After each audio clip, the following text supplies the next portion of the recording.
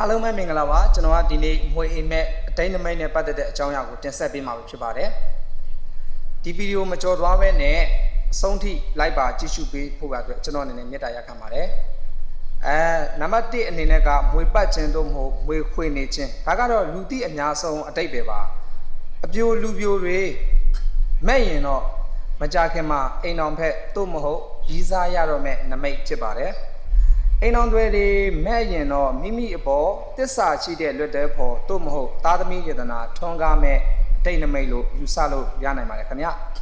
ဆိုတော့နံပါတ်2အချက်ကဒီမွေကြိုက်ခြင်းပေါ့နော်အိမ်မက်ထဲမှာမွေကြိုက်ခံရရင်တော့လက်တွေ့မှာလက်ကြီးဝင်ပြီးတော့လက်ကြီးဝင်ခြင်းကိုစားပြုတယ်လို့ပြောတယ်ဆိုတဲ့အခါကျတော့မမျော်လင့်မဲ့ငွေဝင်မဲ့ထီပေါက်မယ်ဒါမှမဟုတ်လုပ်ငန်းမှာအောင်မြင်မယ်အောင်မြင်မှုအကြီးကျယ်ရတတ်တဲ့အတိတ်နမိတ်လို့ယူဆလို့ရပါတယ်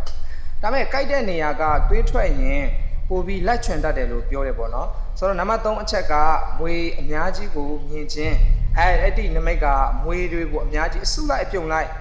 မြင်မဲ့ရင်တော့မိမိရဲ့ပတ်ဝန်းကျင်မှာအတိုက်ခံတွေမနာလိုသူတွေဝိုင်းနေတာကိုသတိထားရမယ်အထူးသတိထားရမယ်အတိတ်နမိတ်တွေဖြစ်ပါတယ်အထူးသဖြင့်လုပ်ငန်းခွင်မှာစကားများရတာမျိုးလူမှုရေးပြဿနာတက်တာမျိုးသတိထားရတဲ့နမိတ်ပဲဖြစ်ပါတယ်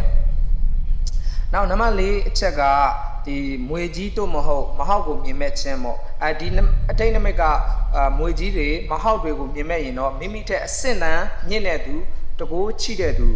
ဥပမာအထက်လူကြီးပုံကိုများစီကနေအကူအညီရမယ်အတိတ်နမိတ်ပဲဖြစ်ပါတယ်ဆိုတော့တခါတလေမှာလည်းမိမိကိုစောင့်ကြောက်တဲ့ပုံကိုတွေကအိမ်မက်ထက်မှာမွေအသွင်နဲ့လာပြတာမျိုးဖြစ်တတ်တဲ့တိတ်နမိတ်တဲ့ဖြစ်နိုင်တယ်လို့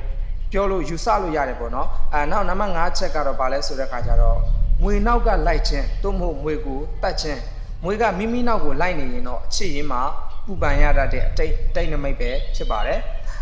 မွေကိုတတ်လိုက်မိရင်တော့မိမိရဲ့ကန်ဆာတာအနှဲငယ်ညံ့သွားနိုင်ပြီးရတဲ့ရထိုက်တဲ့အခွင့်အရေးတွေကိုစုံချုံရတတ်တဲ့နမိတ်ပဲဖြစ်ပါတယ်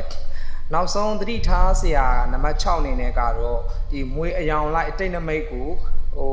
ကောက်ယူလို့ရတဲ့အကြောင်းအရာမျိုးပေါ့နော်အညံ့နေလည်းရှိနိုင်တယ်လို့အစိုးတွေလည်းရှိနိုင်တယ်အကောင်းတွေလည်းရှိနိုင်တယ်ပေါ့နောက်အခုကအနက်ရောင်ကိုမြင်မဲ့တယ်ဆိုရင်အညံ့ချိတတ်တဲ့ကျမ်းမာရေးမှာသတိထားရမယ့်အတိတ်နမိတ်ပဲဖြစ်ပါတယ်အဖြူမွေဝါ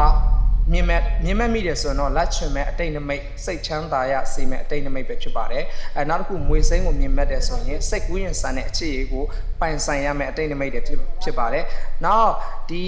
မွေအိမ်မက်တင်တဲ့အကြောင်းအရာနဲ့ပတ်သက်ပြီးတော့သိချင်တဲ့ဆိုရင်ကျွန်တော်ရဲ့ comment မှာရေးပေးခဲ့လို့ရပါတယ်အားလုံးကိုကျေးဇူးအများကြီးတင်ပါတယ်ခင်ဗျာ